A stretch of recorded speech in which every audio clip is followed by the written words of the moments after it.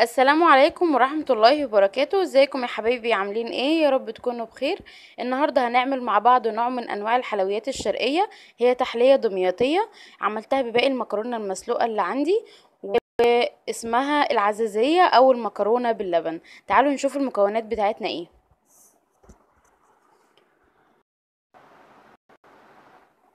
كان عندي طبق مكرونه باقي من الغدا، كنت عامله جريسكو مكرونه قلم كده زي ما انتم شايفين. معايا كمان مكعبات من الزبده بدرجه حراره المطبخ، ومعايا 3 معالق من النشا، ومعايا كوبايه من السكر، ومعايا كمان معلقتين من القشطه، ومعايا لبن مغلي وسبته لما برد. وبعد كده هنخلط كل المكونات دي في الخلاط ونشوف هنعمل ايه تاني. هحط كده كوبايه السكر ومعلقه من الزبده، وهنحط المكرونه والقشطه اهو. نضيف المكرونه بالشكل ده. المكرونه دي اهو زي ما انتم شايفين كده طبق، هتعمل لك صينيه حلوه قوي ليكي ولعيالك، وهتبقى انضف من بره. طبعا هي نفس الطريقه اللي بتتعمل في المحلات، بس طبعا انت في البيت ضامنه معموله ازاي. وهنحط كده الفانيليا بعد ما حطينا اللبن، وبعد كده نضربهم في الخلاط وارجع لكم تاني.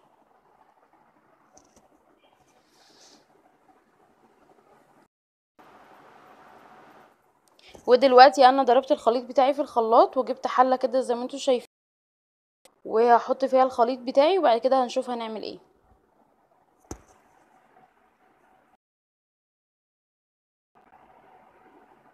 اهو شايفين الخليط تقيل جدا وحلو قوي. فعلا. العزيزية طعمها حلو جدا وريحتها قوي قوي قوي. وعايزة اقول لكم فعلا هي تستحق التجربة، وصنف من اصناف الحلويات الحلوة قوي اللي بترطب علينا في الصيف. وجربوها وقولوا لي رأيكم ايه في التعليقات. دلوقتي هروح هرفع الحلة دي على النار.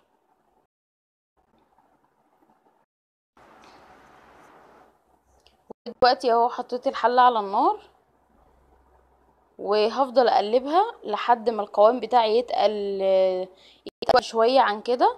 هو تقيل وحلو قوي ما شاء الله، بس هسيبه يتقل شوية تاني يبقى عامل كده زي المهلبية. بس خلي بالكوا قلبوا على طول عشان النشا ما تكلكعش معاكوا في الحلة. تمام. هنقلب كده شوية وبعد كده هنشوف هنعمل ايه تاني.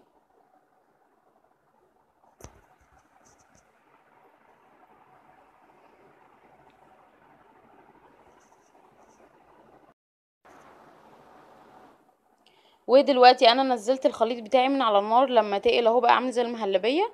ودهنت الصينية بتاعتي كده من الزبدة، وهحط الخليط بتاعي كده في الصينية زي ما انتوا شايفين. هعملها كده في صينية قلب. انتي اي نوع صينية عندك اعمليها فيه. تمام.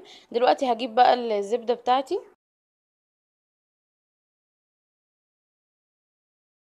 وهحطها كده على الوش عشان تديني لون حلو في الفرن اهو كده زي ما انتوا شايفين. هوزع المكعبات كده على الصينية كلها، وبعد كده هدخلها الفرن، وبعد كده هنشوف الصينية بتاعتي لما تطلع من الفرن شكلها عامل ازاي وطعمها ايه.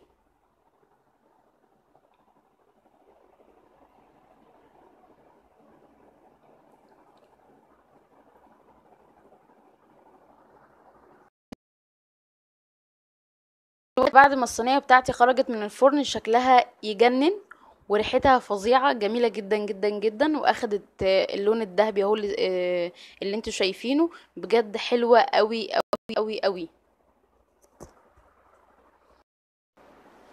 شايفين الجمال؟ بجد لون ذهبي حلو قوي من الفرن. وعايزة اقول لكم يعني ريحتها فظيعة وطعمها اجمل. بجد انا هسيبها تبرد دلوقتي وهقطعها معاكم، ونشوف شكلها من جوه عامل ازاي وطعمها ايه. عايزه اقول لكم ان انا حطيتها في الفرن على اول رف تحت، وكانت درجه الحراره 170 على حسب فرن بتاعك يعني. ودلوقتي انا سبتها لما بردت شويه علشان اعرف اقطعها معاكم ونشوف طعمها ايه مع بعض. بس انا مبسوطه قوي انها طلعت جميله كده واخدت بجد حلوة قوي. وعايزة اقول لكم ان درجة الحرارة على حسب الفرن بتاعك، خليها درجة حرارة متوسطة، لا هي عالية ولا هي واطية. دلوقتي هنقطعها مع بعض بالسكينة، مش هينفع. تعالوا بقى نقطعها مع بعض. بسم الله. عايزه اقول لكم هي طريه جدا وحلوه قوي، والوش فوق مقرمش وجميل، يعني انا مش عارفه اوصفها صراحه. بجد عايزاكم تجربوها وتقولوا لي رايكم ايه في التعليقات، زي ما انا عملتها كده بالظبط. وهوريكم السمك بتاعها دلوقتي.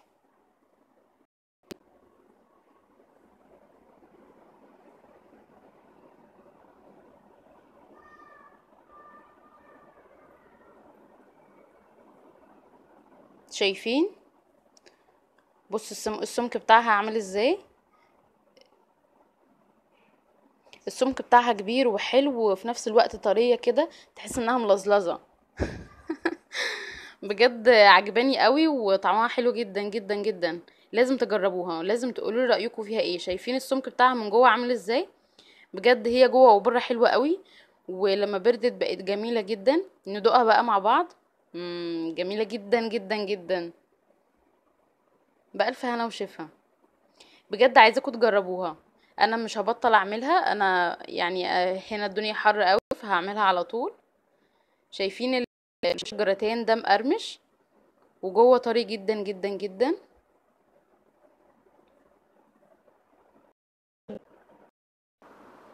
بألف هنا وشفا.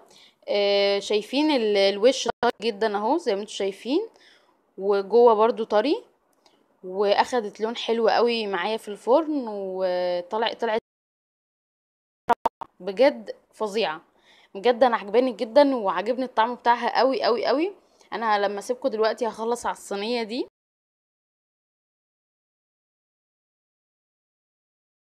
وتقولوا لي رايكم ايه. ولو عجبكم الفيديو لايك وشير واشتراك في القناه.